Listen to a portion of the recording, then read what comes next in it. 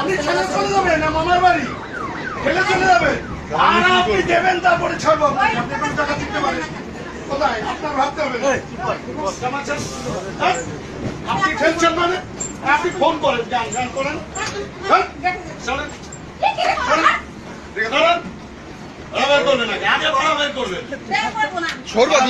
আপনি ঠেলছেন কেন আপনি ঠেলছেন কেন আপনি বলুন ভদ্রভাবে আপনি ঠেলছেন কেন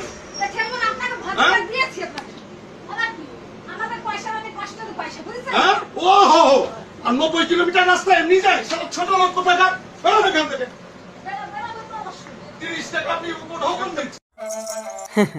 কি আর বলবো ভাই, এই রাজ্যে সবাই চোর, কেউ নয় সাধু। সুযোগ পেলে সবাই দেখায় নিজের হাতের জাদু।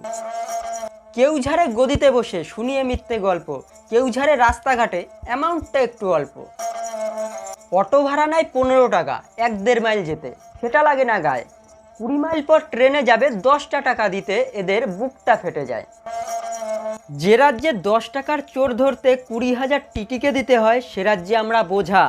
ঘরের মানুষ চোর হলে যতই তুমি ইনকাম করো, উন্নয়ন নয় সোজা।